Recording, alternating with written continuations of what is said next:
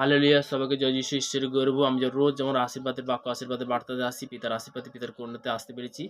তো আজকের আমি পবিত্র বাইবেল থেকে বাক্যটা শেয়ার করব। গীত সংহিতা তার ৫৯ অধ্যায় ১ থেকে ২ পদ পর্যন্ত। হে আমার ঈশ্বর, আমার শত্রুগণ হইতে আমাকে উদ্ধার করো। আমার বিপক্ষগণ হইতে আমাকে উচ্চে স্থাপন করো। অধর্মচারীদের হইতে আমাকে উদ্ধার করো। এখানে পিতার বাক্য কি বলছে? আমরা একসময় কি ছিলাম? যখন আমরা জানছিলাম না, যখন পিতা পরমেশ্বরকে আমরা জানছিলাম না, তখন আমরা বলতে কি কোথায় গেছিলাম? ব্যভিচারে পরিণত হয়েছিল। মানে ব্যভিচারের দিকে চলে গেছিলাম। আমরা তখন জানতাম না। তখন বলতে কি পরনিন্দা, ব্যভিচার, চুরি, হানি যেটা ঈশ্বরের ঘৃণিত কার্য সেইগুলো আমরা করতাম।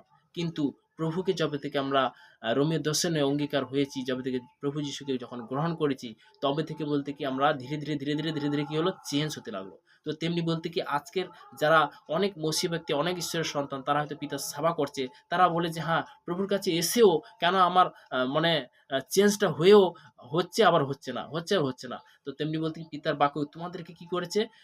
যে বিশেষ করে যোহন তার ১৪ অধ্যায় ১৫ পদে বলছে যে, ওখানে পিতার বাক্য বলছে যে, "তোমরা যে মনোনীত করেছ এমন নয়, আমি তোমাদেরকে মনোনীত করেছি। পিতা তোমাদেরকে বেছেছে, তোমাদেরকে চুনেছে।" তো তেমনি বলতে কি এখানে বলছে, "হে আমার ঈশ্বর, আমার শত্রুগণ হইতে আমাকে উদ্ধার করো।" তো তেমনি বলতে কি শত্রু বলতে কি? পাড়া প্রতিবেশী নাকি? না। বন্ধু-বান্ধব নাকি? নয়। আপনজন নাকি? নয়। সে হলো শয়তান লুসিফর। সে সবসময় মিথ্যা নিয়ে চলে। তো তেমনি বলতে কি অনেক সময় প্রার্থনা আটকানোর জন্য সে কি করে? বিভিন্ন রকম প্ল্যান করে। তো তার থেকে ঈশ্বর কি আজকের আমাদের কি করছে? প্রার্থনাতে নিয়ে আসছে। তাই না? তো তেমনি বলতে কি আমরা যখন অঙ্গীকার শুনি, অঙ্গীকার শোনাতে পিতা আশীর্বাদ করে, বলাতেও আশীর্বাদ করে। তো তেমনি বলতে কি এখানে বলছে, "অধর্মচারীদের হইতে আমাকে উদ্ধার কর।" প্রভুকে অসংখ্য ধন্যবাদ করি প্রভু আজকে সুন্দরী বাক্য দেওয়ার জন্য। তো আমি প্রার্থনাতে যাব।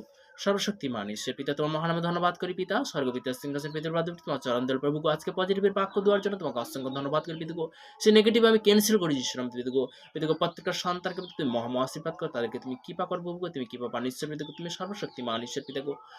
পৃথিবীর বিভিন্ন প্রান্তে যে সকল সন্তানরা যারা দেশ বিদেশের মধ্যে গভর্নমেন্ট কাজের মধ্যে রয়েছে তার জন্য প্রার্থনা ব্লাড কভার করো, তাদেরকে তুমি সুরক্ষিত রাখো প্রভুগো, তুমি সুরক্ষিত বান ঈশ্বর প্রভুগো। এই প্রার্থনা নাসরেতে প্রভু যীশু খ্রিস্টের নাম থেকে চালাম। Amen amen. সবাইকে জয় যীশু।